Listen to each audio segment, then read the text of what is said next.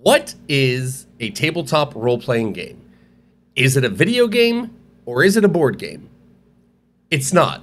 It's closer to improv because the whole point of a TTRPG is that you tell a story together. You have a group of friends, usually around a tabletop role-playing game. Less so in recent years, but you're working together to tell a story. One of these players is the game master, or in Dungeons and Dragons, they call them the dungeon master. And they have a little bit more responsibility, a little bit more of an onus. They create the world. They create the interesting story arcs. They're sort of like the scene writer for a script. But all of the players get in there and they help tell the story with the game master. And there's rules, there's mechanics, there's dice rolls and a rule book to help you determine how to tell the story, what's reasonable to expect in the world. But at the end of the day, it's just an agreement amongst the different players around the table where the game master, the GM, might say, okay, you walk into the room, you see these people, you notice that there's this sort of decor, and one of the players might ask a question like, okay, is there anything in here that I could use to start a fire, to make a big distraction? And then it's back to the game master to say, yeah, I think something like this. And then you bring in the mechanics, the dice rolls, and you find out what happens when that player tries to light the curtains on fire and start a distraction so that the rest of the team can do whatever it is that they came in to do.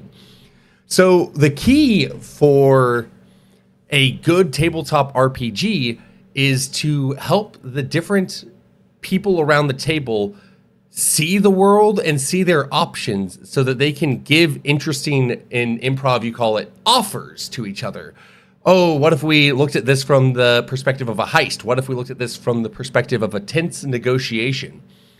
And so that's one of the things that's really at the heart of data corruption, is making it easier than ever for the players and the game master to step into the shoes of the people in that world. And when they look at a scenario around them, to have the opportunity to say, okay, this is how my character would view this, what they would care about, what makes them different from the next player over, so that each person can bring a different take on how they want to interact with the story. And the two main ways that we've got built from the ground up to do that are called traits and methods, and the other one is called impulses. And these sort of replace the level up system from Dungeons and Dragons and the stat check system. And so the next thing that I'm going to get into next time around is how do impulses work compared to stat checks in Dungeons and Dragons. So my question for people that are watching, this is my big question, please comment down below. What games, tabletop RPGs or other ones, have you found that the rules of the game, the mechanics, make it really easy for you to feel like you're in that game and you're not just rolling dice or right-clicking for big numbers, but you start to think about it as someone in the world?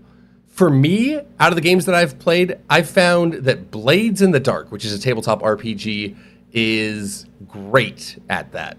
All right, thanks. That's been my developer update.